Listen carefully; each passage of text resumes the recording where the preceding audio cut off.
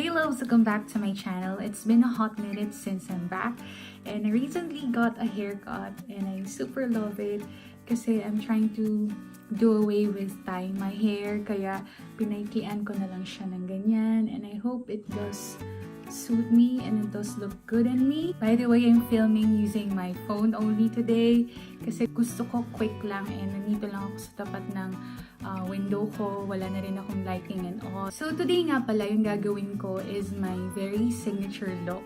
So yung recently I posted or if I can't post this soon enough, basta yung may pinost akong photo, just post it right here na signature look ko. Ayan, very fresh lang. Lip tint lang yan halos and what I notice about it is it looks really glowy.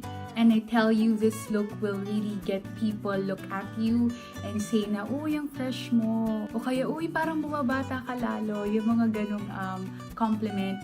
So people would tell you that. And it's really fast to do and you don't need much product. So I want to start this right now. So let's get into it. So first, i-clip ko muna yung hair ko. So since shorter na siya, hindi ko na siya kailangan i-tie. And yun na yung reason kung bakit ako nagpagupit kasi nga ayoko na magtali ng buhok. So, i-clip ko na lang siya. Like this. Yan. Malaking ribbon lang yan. Tapos gaganto ko na lang isang side. Sorry if minsan napapatingin ako dito kasi tinitignan ko yung sarili ko or maybe doon kasi andun yung mirror ko. But ito talaga yung camera. So, pasensya na. Anyway, I just want you to see the process on how I do it. So, andito lahat yung mga makeup na gagamitin ko. And I'm not actually going to use this all kasi ito talaga yung parang complete makeup set ko. I'm just going to use a few of them. First, I'm going to start off with the Face Republic Super Screen Sun Gel SPF 50+. So, ito yung lately ginagamit ko. Hindi ko muna ginagamit itong si Bello.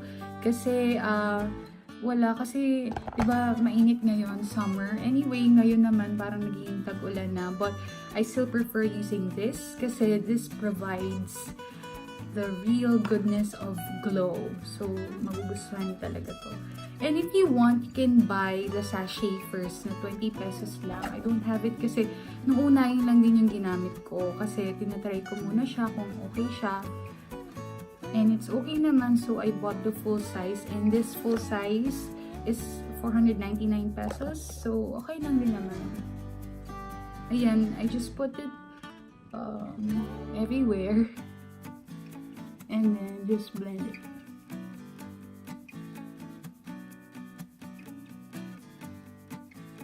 Also bring it down to your neck. Yan, kasi may SPF din to, so it will provide you sun protection. Ang sunod kong ginagawa is I will just powder my brows kasi medyo sticky yung feel nito, pero later hindi na siya ganun ka-sticky. So inuuna ko munang gawin yung brows ko after kong i-apply yung sunscreen. So yan, lagyan nyo lang yung mismong brow area para mas madaling maglagay ng brow product. Yan. For my brows, I'm using this, ito lang yung bago kong sinusubukan and I'm loving it so far. This is the Elana Life Proof Eyebrow Gel in light brown. So, ito yan. Ano siya? Brow pomade. And, ang nagustuhan ko sa kanya is, ano siya? Ayan, ginagamit ko kasi so ganyan yung itsura niya. And, ang nagustuhan ko dito is, talaga nagsistay siya sa brows mo. And budge proof siya, smudge proof. Hindi talaga, as in pag ginaganito ko siya, and the whole day it's there. It stays. Kaya wow, maganda to. Noong una nga nung sinubukan ko, parang hindi ako nawawaw. Kasi sabi ko, hala parang nasayang lang. Kasi 499 din yata to. Basta not over 500. So, nandun siya, nasa, ano siya, mahal na side din. So, nung una, hindi ako nawawaw. Sabi ko, hala, parang nasayang yung 500 ko. Pero, sa tagal kong sinusubukan, ano to? Dahil sinusubukan ko siya everyday, nagugustuhan ko na siya. Tapos yun nga, I found out that it stays talaga on your brows. And yung brows ko, hindi talaga siya makapal.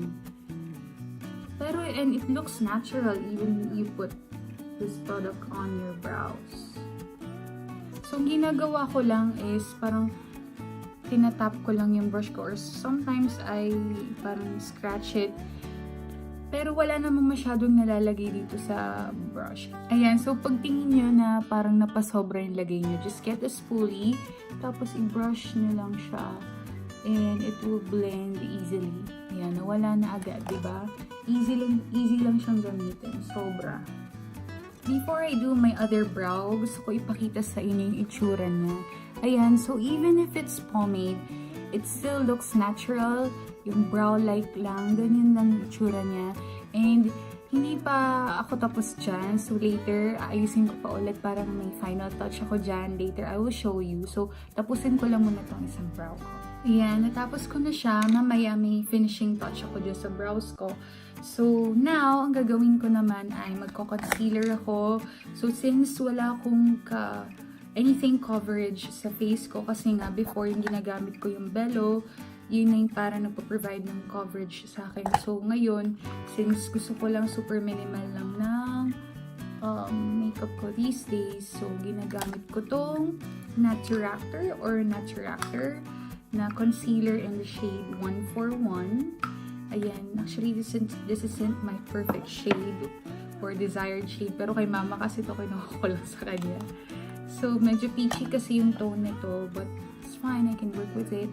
So, yan, dinadab ko lang yung finger ko dyan. Tapos, ilalagay ko lang talaga siya dito sa eye bags ko. So, itim kasi ng eye bags ko. Bakit ganun?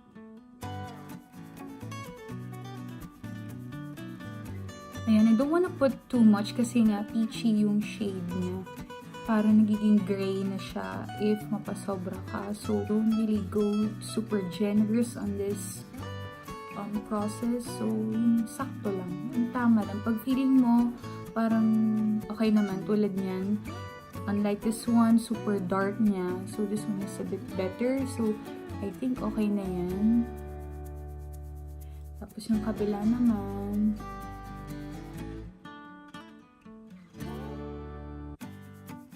After putting the concealer, babalik lang tayo dun sa powder, sa Fit Me. Shade ko pala dito is 128 Warm Nude, in case I didn't tell you yet. So, ayan, isasap lang natin siya. Hindi na ako naglalagay ng concealer dito sa eyelid part kasi I find it creasing. So, hindi ko na nilalagyan doon. Ayan, dito lang talaga sa under eye. Wala, parang gusto ko kasi yung parang ano lang, hindi ka nag-effort mag-makeup. Ganun. Anyway, that's my really go-to makeup. Yung feeling na parang hindi ka nag-makeup, pero there is makeup.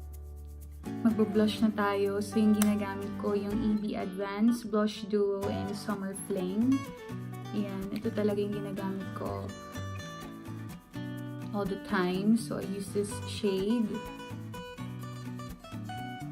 Tapos, aray ko, nasabit yung mga bristles ng brush. So, ginagawa ko dito is, I put it as close to my eye area. Yung parang dito, oh, yan. Parang mataas yung blush natin, ganon. Parang mukhang ano ka lang, nag-gym, gano'n. Kakatapos mo lang mag-gym or naarawan ka. Tapos, I do my... Ayun, babalik ako sa brows. So, ginagamit ko. Teka, kinuha ko lang sa bag ko kasi lagi ko ito dala. Again, yung Intuit ko, what's new? It's not a surprise. So, ginagamit ko again itong dalawang shade lang. Pinag-mix ko. Ito yung pang-finishing touch ko sa brows ko. So, I find it a lot more long-lasting pag pinapatungan ko yung pomade na Elana. So, may Elana. Ito. Pag pinapatungan ko yung Elana ng Intuit Brow Powder, mas long-lasting siya. So, if you want to try that trick. Tsaka, pagka feeling ko medyo may bald spots pa yung brows ko na hindi kayang cover ni Elana or ng pomade, this will finish it off. Tapos, mas nagiging fuller siyang tingnan. 'Di ba? Kanina parang sakto lang. Ngayon, mas fuller na siya. Next is mag-highlight na tayo. Ito yung lately na nagustuhan kong in-add sa makeup routine ko, which is adding some highlight. Kasi ako, ni-skip ko na to. Ayoko nga nagbo-bronzer or nagko-contour. But this one, I find it parang essential or cute siya sa makeup. So, I use the Vice Cosmetics Aura Glow in the shade Shimmering. So, medyo pink yung shade na to. Kasi ito lang available nung bumibili ako. So, ginagawa ko dito is, ayan, so make sure natin na walang creasing sa eyelid part natin. Lagyan natin yon. So, just use my fingertip. Ayan o. Dami. Hindi, joke lang. Blend natin yun. Ayan o. So, parang ano ka lang. Napawisan yung eyelid mo. Ganun. Pero, fresh. Hindi siya ganun kahalata. Pero, pag tininan ka ng tao, parang para kasing nagiging buhay yung mata mo. Parang, ano niya, parang, ano ba to? Basta, fresh, gano'n. Kahit hindi ka nag-eyeshadow. Pero, talagang parang alive yung mata mo. Hindi pagod, gano'n. Parang hindi ka puyat, kahit lagi kang babad sa Netflix, or sa YouTube. Diba? Hindi halata yan. Tapos, idamay niyo yung inner corners nyo. So, same finger. Yan lang. Yan. Parang i-connect niyo lang dun sa eyelid part. Yan o, diba? Parang naging ka na, Diyosa. Ito din sa Cupid's bow. Yan o, diba? Konti na lang. Tapos ka na. Tapos, ito. Dito sa nose. Nilalagay ko siya dito sa may gitna, in between my eyes. Kasi, yun yung maging effect niya. Kung gusto nyo medyo tumaas or tumangos yung ilong nyo, lagyan nyo yun. So, dito sa, as in gitna ng eyes nyo. Okay! Yan o. Tapos, ibaba nyo lang siya sa pinaka-nose bridge nyo. Naiyak mo si Coco. Tapos, dito sa tip ng nose, para magmukha siyang matangos. Yun o. Wala pang contour yung nose natin, pero mukha na siyang matangos. Dadayaan mo lang yan. Tapos, kuhanin mo lang ulit yung eyebrow brush mo. Tapos, i-contour mo lang yung nose. So, ako kasi, ginagamit ko lang powder talaga. Yung mismong eyebrow powder ko. Tapos, nagsisimula ko dito. Ayan, naturo ko na to before. So, make sure na nito siya sa, yung parang, ayan o, yung hagip niya pa yung kilay mo. Para hindi siya mukhang fake. Huwag ka magsa-start dito lang. Pababa. Huwag.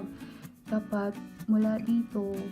Tapos, yan. Mapipil mo yung nose mo. Yung parang yung pinaka nose bridge or yung basing bone mo dito, doon mo ilubog yung brush. Yan sa kabila. So, parang mapipinch yung nose mo. Kaya siya nagiging matangos. Basta, ang trick dito, gumamit ka ng ano lang, huwag masyadong warm na brown. Basta yung cool tone brown lang. Kasi pag masyadong warm, magiging kulay pula yan dito sa nose mo. Ayan, so mas matangos na siya. So, balik tayo sa highlight. Kalimutan kong i-highlight yung dito ko. So, ako nag-highlight ako. Hindi dito talaga. As in, malapit dito sa may pinaka-corner ng mata ko. So, doon natin siya ilagay. Like this. Hindi na ako gagamit ng brush. Ayan.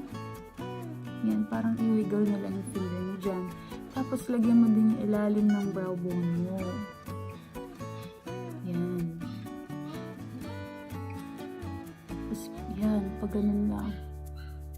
Diba? Ooh, fresh. Glowy. Iyak na naiyak si Coco. Wala ko na siyang kunin. Kaya tapusin na natin to. Ang last part ay ang lip tint. So, eto, dati ko pa to binili. Matagal na tong nasa akin. Pero, binalikan ko lang ulit siya kasi gusto ko yung shade niya. This is the Tansy Beauty Lip and Cheek Tint in the shade Rosy. Nabili ko lang to dati nung nag-aaral pa ako sa Taft. Doon sa may bilihan doon, nalimutan ko ng Green Archer's Place ba yun? Basta doon may parang nagbebenta ng ganito. So, eto, yan. Nilagay ka lang dyan. Nothing complicated. Ayan, gusto ko kasing ganito yung kulay dugo. O kaya kung nag-KGM kayo, ang gusto kong shade doon yung Bloodshot. Yun talaga. Be careful kasi na ano siya sa ngipin. Pero pag nalasahan mo naman, wala mo siyang nalasa. Sarap na niya. Ako kasi gusto ko yung matingkad na matingkad. Yun naman, basta gusto ko yung angat talaga siya or kita siya sa ano ko. Nadagdagan ko pa para rin mas matagal. Yan. Pag ganyan na itsura niya, usually 2 coats ko yung ginagawa. Pag ganyan na yan, okay na yan. Yay! Yan, loves, this is the final look. So, hindi pa kung tatanggalin ko pa itong bow ko. Cute naman, diba? Gusto ko yung hair ko talaga. Hindi ko ito pinag-isipan. As in, punta lang ako na salon, papagupit po. Okay, boom! Yan, diba? So, pag ginawa niyo itong makeup look na to, itag niyo ko please. Once na-glow yung face niyo, talagang beautiful siya tingnan and mapapansin at mapapansin ka ng tao. Ko-compliment ka na, uy, ang fresh mo naman. Parang hindi ka stress. Ano ka ba? Ganon. Parang bumabata ka lalo. Ganyan. Ang ginagawa mo. Ang ganda ng skin mo. Ganon. So, itry niyo yan. For sure, magugustuhan nyo. And, ito pala yung pinaka-last step ko. Sabog ko, no? Mag-curlash lang tayo. Actually, ako kasi kung ano lang madampot ko or maisipan ko. Yun. Hala, nag-haul na si Coco. So sad. Date lang. Pang everyday lang to. Yung mga, yung mga student pa lang. Pwede to.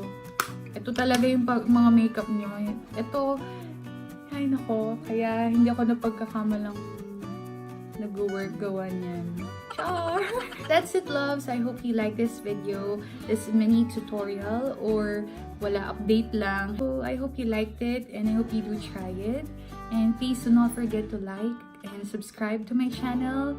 And I hope to see you, loves, soon. Thank you, loves, for watching. I'll talk to you soon. Love, WendyXdiane. See you. Bye-bye!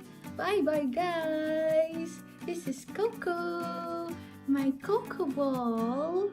My cutie Coco Ball! Bye-bye! Bye-bye!